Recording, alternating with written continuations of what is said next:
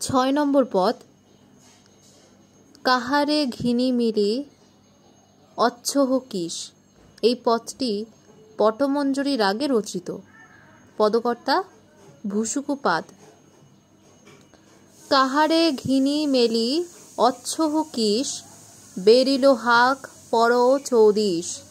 অপনা মাংসে হরিণা বৈরি, খনহ ন ছারহ ভুসুকু অহেরি। তিন ন ছুপুই হরিণা পিবই না পানি, হরিণা হরিণীর নীল না জানি। হরিণী বলো হরিণা শুন হরিয়া তো, এ বন ছাড়ি হহু ভান্ত। তরসন্তে হরিণার খুর ন দিশ, ভুসুক ঘনই মুঢ়া হি ওহি ন পৈশই। তো এই পদটির বাচ্যার্থ হল, কাহারে ঘিনি মেলি অচ্ছহ কিস, অর্থাৎ কাকে নিয়ে কাকে ছেড়ে কিভাবে আছি। বেরিল হাক পর চৌদিশ, চারিদিকে বেষ্টন করে হাক পড়ছে।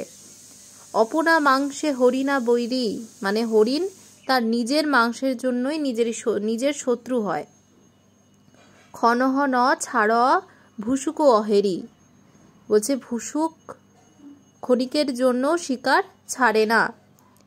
তিন ন ছুপুই হরিণা পিবই না পানি, অর্থাৎ হরিণ ঘাস ছোয় না, জলও খায় না, জলও পান করে না। হরিণা হরিণীর নীল না জানি, বলছে হরিণ আর হরিণীর আবাস জানে না।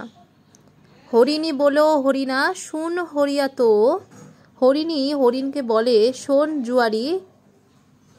এ বন ছাড়ি হহু ভান্ত, বলছে এই বন ছেড়ে পলাতক। তরসন্তে হরিণার খুর ন দিশ, ভুসুকু ভনই মুঢ়া হিয়হি ন পৈশই। বলছে যে ভয়ে পালানো হরিণের খুর দেখা যায় না, ভুসুকু বলে মূঢ়ের হৃদয়ে তা প্রবেশ করে না। এই হচ্ছে এই পদটির বাচ্যার্থ। গুড়ার্থ কি বলছে যে বৌদ্ধ সহজিয়া সাধকেরা চিত্তের দুটি অবস্থা নির্দেশ করেছেন, একটি সাংবৃত্তিক, অপরটি পারমার্থিক। সাংবৃত্তিক অবস্থায় চিত্ত নানা প্রকৃতি দোষে দুষ্ট হয়ে এই জরামরণ সুখ দুঃখপূর্ণ জগৎ প্রপঞ্চের সৃষ্টি করে। অবিদ্যার প্রভাবে চিত্ত এই অবস্থায় সর্বদাই চঞ্চল এবং নানাবিধ বিপর্যয় বেষ্টিত। অন্যদিকে পারমার্থিক অবস্থায় চিত্ত সর্ববিধ প্রকৃতি দোষ ও অবিদ্যা বিক্ষোভ থেকে মুক্ত হয়ে প্রকৃতি প্রভাস্বর রূপে আনন্দময় সহজ রূপে অধিষ্ঠিত হয়। চিত্তকে সাংবৃত্তিক অবস্থা থেকে পারমার্থিক অবস্থায় পরিণত করাই বৌদ্ধ সহজিয়া সাধকদের লক্ষ্য। এখানে হরিণ হরিণী এবং মৃগয়ার রূপকে চিত্তের এই দুই অবস্থা এবং অবস্থান্তরের কথা বলা হয়েছে। সাংবৃত্তিক চিত্ত চঞ্চলতার জন্য হরিণ রূপে কল্পিত এবং পারমার্থিক চিত্ত ভবগ্রহ হরণ করে বলে হরিণী রূপে বর্ণিত হয়েছে। হরিণ রূপ সাংবৃত্তিক চিত্তের চতুর্দিকে কাল রূপ শিকারীর মারণ হুঙ্কার যখন চতুর্দিকে পরিব্যাপ্ত হয়, তখন সেই অবস্থায় কাকে অর্থাৎ নৈরাত্যাকে গ্রহণ করে তিনি কিভাবে সেই আবেষ্টন থেকে মুক্তি পেয়েছেন, কবি ভুসুকুপাদ এই পর্যায়ে তারই বর্ণনা করেছেন। হরিণের নিজের মাংস যেমন তার নিজেরই শত্রুতা অর্থাৎ দুঃখের কারণ, ঠিক তেমনি চিত্ত প্রকৃতি দোষ ও অবিদ্যার প্রভাবে নিজেই যে জগৎ প্রপঞ্চের সৃষ্টি করে, সেই আত্মসৃষ্টি চিত্তের দুঃখের কারণ হয়। অবিদ্যা প্রভাবিত চিত্তের এই দুর্গতি অনুধাবন করে ভুসুকু গুরু বচনরূপ বাণ দ্বারা চিত্তকে সর্বক্ষণ প্রহার করেন। এই প্রহারে প্রবুদ্ধ হয়ে চিত্ত তার পারমার্থিক সহজ স্বরূপ সম্পর্কে সচেতন হয়ে ওঠে এবং পানাহার রূপ জাগতিক ভোগ ত্যাগ করে হরিণী রূপা নৈরাত্যার কাছে যাবার জন্য ব্যাকুল হয়। কিন্তু অশুদ্ধ অবস্থায় এই নৈরাত্যার সন্ধান পাওয়া যায় না, তাই চিত্ত হরিণের কাছে নৈরাত্যা হরিণীর উদ্দেশ্য অজ্ঞাত।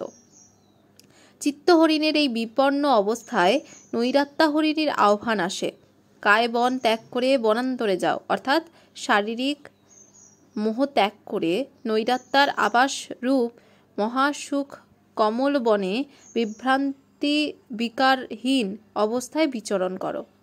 নৈরাত্যার আহ্বানে চিত্ত সাড়া দেয়, তীব্র গতিতে অবধূতি মার্গে চিত্তের ঊর্ধ্বায়নে চলে। চিত্তের সাংবৃত্তিক রূপ তখন আর দেখা যায় না। ভূসুকর অভিমত যারা শাস্ত্রাভিমানী পণ্ডিত, তারা মূঢ়বৎ এই ধর্মতত্ত্ব থেকে বহু দূরে বিরাজ করেন। তাদের হৃদয়ে এই তত্ত্ব কিছুমাত্র প্রবেশ করে না।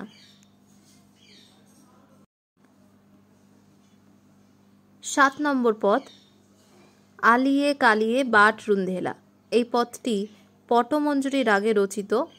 পদটির রচয়িতা কাহ্নপাদ। আলিয়ে কালিয়ে বাট রুন্ধেলা, তা দেখি কাহ্ন বিমন ভইলা। কান্ন কহি গই করিব নিবাস, যো মনোগোয়র সো উয়াস। তে তিনি তিনি হো ভিন্না, ভনই কান্ন ভব পরিচ্ছিন্না। যে আইলা তে গেলা, অবগাবনে কাহ্ন বিমন ভইলা। হেরিসে কাহ্নি নিয়রি জিনৌর বট্টই, ভনই কাহ্নম হিয়হি ন পৈশই। তো আলিয়ে কালিয়ে বাট রুন্ধেলা, তা দেখি কাহ্ন বিমন ভইলা, অর্থাৎ আলিতে কালিতে পথ রুদ্ধ করে তা দেখে কাহ্ন বিমনা হলেন। কাহ্ন কহি গই করিব নিবাস, যো মনোগোর সো উয়াস। বলছে যে যারা কাহ্ন কোথায় গিয়ে নিবাস করবে, যারা মনোগোচর তারা উদাস। তে তিনি তিনি হো ভিন্না, ভনই কাহ্ন ভব পরিচ্ছিন্না। বলছে যে তারা তিন হয় ভিন্ন, কাহ্ন বলে ভব পরিচ্ছিন্ন। যে আইলা তে গেলা, অবগাবনে কাহ্ন বিমন ভইলা। বলছে যারা এলো তারা গেল, আনাগোনায় কাহ্ন বিমনা হলো। হেরি হে কাহ্নি নিয়রি জিনৌর বট্টই, ভনই কাহ্ন মো হিয়হি ন পৈশই। বলছে ওরে কাহ্নি, মনে হয় সেই জিনপুর নিকটেই রয়েছে। কাহ্ন বলে আমার হৃদয়ে পশে না।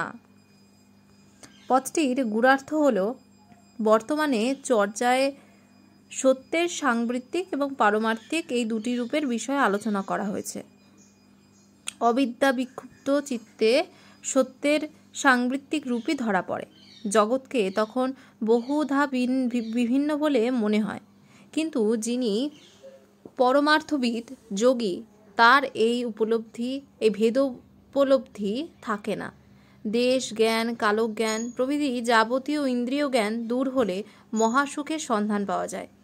প্রথম পঙ্ক্তিদ্বয়ের ব্যাখ্যা দুভাবে করা যায়। প্রথমত, আলিকালি অর্থাৎ লোকজ্ঞান এবং লোকভাষের দ্বারা পরমার্থের পথ রুদ্ধ করে কাহ্ন বিমনা হলেন। দ্বিতীয়ত, আলি ও কালি অর্থাৎ প্রজ্ঞা ও উপায় নারীদ্বয়কে একত্র করে অবধূতি মার্গকে রুদ্ধ বা দৃঢ় করা হলো। দেখে কাহ্ন বিমন বা বিশুদ্ধ মনা হলেন। নিজেকে সম্বোধন করে কবি বলছেন, তুমি এখন কোথায় গিয়ে বাস করবে, অর্থাৎ বিশুদ্ধ হলে মহাসুখ লাভের জন্য অন্যত্র গমনের প্রয়োজন হয় না। যে সমস্ত যোগী মনোগোচর অর্থাৎ মন ও ইন্দ্রিয়বোধের উপর নির্ভরশীল, তারা এই ধর্ম সম্পর্কে উদাস বা অজ্ঞ। কেননা ইন্দ্রিয় জ্ঞানীর নিকট এই ভব বা সৃষ্টি, স্বর্গ, মর্ত, রসাতল, কায়, বাক, চিত্ত বা দিবারাত্রি সন্ধ্যাভেদে পরস্পর বিচ্ছিন্ন তিন রূপে প্রতিভাত হয়।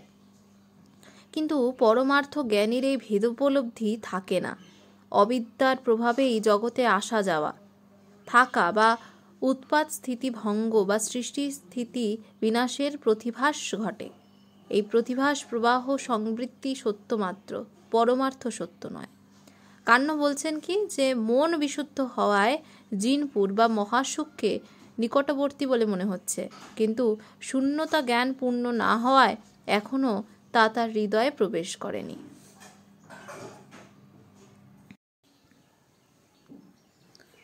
আচ্ছা, 8 নম্বর পদ, সোনে ভরিলি করুণা নাবি।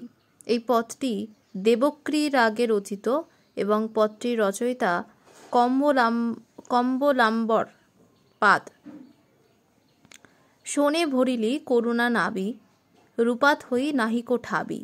এই লাইন দুটোর অর্থ হচ্ছে, ছোট একটা নৌকা যেটা সোনায় ভর্তি হয়ে গেছে, সেখানে রূপা রাখার জায়গা নেই। বাহুতু কামলি গনৌবেশে, গেলি জাম বহুরই কৈশে। বলছে, কামলি তুমি গগন উদ্দেশ্যে বাও, অর্থাৎ যাও, বিগত জন্ম ফিরে আসে কিভাবে। খুঁটি উপারি মেলিলি কাচ্ছি, বাহুতু কামলি সদ্গুরু পুচ্ছি। খুঁটি উপরে কাছি মেলা হলো, কামলি তুমি সদ্গুরুকে জিজ্ঞাসা করে বেয়ে চলো। মাঙ্গত চরিরে চৌদিশে চাহ, কেরুয়াল নাহি কে কি বাহবকে পার।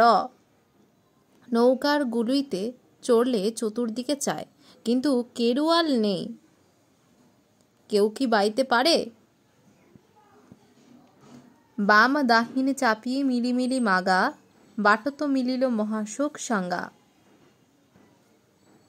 পথের সঙ্গে মিলে মিলে বাম ডান চাপা হলো, পথে মিলল মহাসুখ সঙ্গ। এই পদটির গূঢ়ার্থ হল, আলোচ্য চর্যায় নৌ চালনার উৎপ্রেক্ষায় মহাসুখ লাভের উপায় নির্দেশ করা হয়েছে। শূন্যতার দ্বারা করুণা নৌকা অর্থাৎ ছোট নৌকা পূর্ণ হয়েছে, অর্থাৎ প্রজ্ঞা এবং উপায়ের মিলন হয়েছে এবং ভ্রান্ত ইন্দ্রিয় জ্ঞান লুপ্ত হওয়ায় ভবসংসারের মিথ্যা রূপজ্ঞানও বিলুপ্ত হয়েছে। এই অবস্থায় সর্বশূন্য রূপ গগনের দিকে যাত্রা করলে গত জন্ম আর ফিরে আসবে না, অর্থাৎ পুনর্জন্ম হবে না, নির্বাণ লাভ হবে। এই নৌচালনা তথা শূন্যাভিমুখী যাত্রার উপায় হচ্ছে, প্রথমে খুঁটিরূপ আভাস্ত সমূহ উৎপাটিত করে পরে কাছিরূপ অবিদ্যা সূত্র খুলে ফেলতে হবে। খুঁটি ও কাছি যেমন নৌকার অগ্রগতিকে বাধা দেয়, তেমনি প্রকৃতি দোষ ও অবিদ্যা শূন্যাভিমুখী যাত্রার পরিপন্থী। এই বন্ধনগুলি মুক্ত করে সদ্গুরুর উপদেশ অনুসারে চিত্ত নৌকাকে চালনা করতে হবে। এই মহাসুখের পথে যাত্রা শুরু করলে চতুর্দিকে তাকানো চলবে না, তাহলে সংসার গর্তে পতিত হওয়ার সম্ভাবনা আছে। এই চিত্তনৌকা চালনায় গুরু বচন রূপ কেরুয়াল বা বৈঠা অবলম্বন করতে হবে। তা না করলে এই ভব জলধি অতিক্রম করা যায় না। গুরুবচন গ্রহণ করে বামগা ও দক্ষিণগা নারীদ্বয়কে একত্র করে মধ্যগা নারীতে মিলিত করলে বিরমানন্দের পথে মহাসুখের সঙ্গ লাভ করা যায়।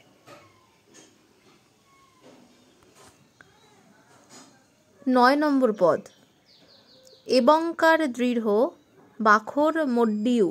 এই পদটি পটমঞ্জরি রাগে রচিত, পদকর্তা কাহ্নপাদ। এবংকার দৃঢ় বাখর মড্ডিউ, বিবিহ বিয়াপক ব্রাহ্মণ তরিউ। অর্থাৎ এবংকার রূপ দৃঢ় স্তম্ভ ভাঙা হলো, বিবিধ ব্যাপক বন্ধন ছেঁড়া হলো। কাহ্ন বিলস আসব মাতা, সহজ নলিনী বন পৈশিনী বিতা। বলছে, কাহ্ন মদমত্ত হয়ে বিলাস করছেন, সহজ রূপ নলিনী বনে প্রবেশ করে নিবৃত হলেন। জিম জিম করিনা করিনি রে ঋষ, তিম তিম তথতা মগল বরিশ।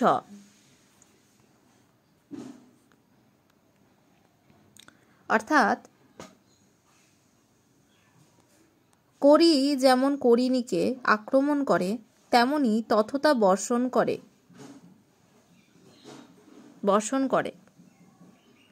ছড়গই সল সহাবে সুদ, ভাবাভাব বলাক ন ছুদ। সকল স্বরগতি স্বভাবে শুদ্ধ হয়, ভাব অভাব কেশাগ্র ক্ষুব্ধ করে না। দশবল রণ হরিয় 10 দিশে, অবিদ্যা করিকু দম অকিলেশে। বলছে কি, যে 10 বলরূপ রত্ন 10 দিক থেকে আহত হলো, তাদের সাহায্যে অবিদ্যাকারীকে অক্লেশে দমন করো। এই পদটির গূঢ়ার্থ ব্যাখ্যা হল, আলোচ্য চর্চায় মত্ত হস্তির উৎপ্রেক্ষায় মহাসুখ মত্ত প্রকৃতি প্রভাস্বর চিত্তের অবস্থা বর্ণনা করা হয়েছে। একটি হাতি যেন দুটি দৃঢ় স্তম্ভে আবদ্ধ আছে, কিন্তু মদমত্ততাবশত সে সমস্ত বন্ধন ছিন্ন করে কমল বনে প্রবেশ করে ক্রীড়ারত হল। সাধকের চিত্তও যখন মহাসুখ লাভে প্রয়াসী হয়, তখন তা চন্দ্র সূর্যাভাস রূপ দৈত্য জ্ঞান ধ্বংস করে, অবিদ্যা রূপ বন্ধন ছিন্ন করে সহজানন্দ রূপ কমল বনে প্রবেশ করে এবং শান্তি লাভ করে।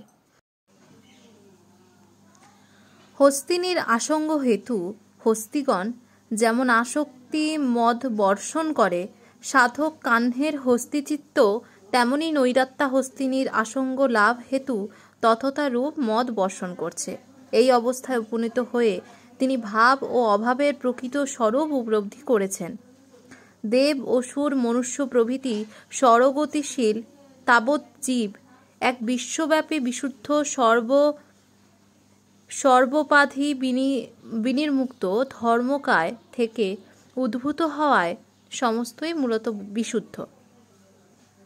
ভাব ও অভাবে কোনো পার্থক্য না থাকায় সর্বত্র পরমার্থ স্বরূপ তথতা বিরাজমান। অনুভব অভ্যাসের দ্বারা এই তথতা আহরণ করে অবিদ্যাজাত মিথ্যা জ্ঞান অক্লেশে দূর করা যায়। 10 নম্বর পদ। নগর বাহিরে ডম্বি তোহারি করিয়া। এই পদটি দেশাগ্রাগে রচিত এবং পদকর্তা কাহ্নপাদ। নগর বাহিরে ডম্বি তোহারি কুড়িয়া, ছই ছই যাহস ব্রাহ্মণারিয়া। বলছে, নগরের বাইরে ডমনি তোর কুড়ে ঘর, ছুঁয়ে ছুঁয়ে যাস সেই ব্রাহ্মণ বালককে। আলো ডম্বি তোয়ে সম করিব মো সাঙ্গ, নিঘিন কাহ্ন কাপালি জয়ী লাগো। ওলো ডমনি তোর সঙ্গে আমি সাঙ্গা করব, কাহ্ন ঘৃণাহীন নগ্ন। 100 পদমা 64 পাখুরি, তহি চড়ি নাচ ডম্বি বাপুরি। বলছে,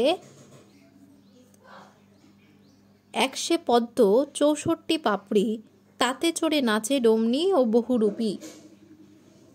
হালো ডম্বি তো পুছুমি সৎ ভাবে, আই শশী যাসি ডম্বি কাহরি নাবে।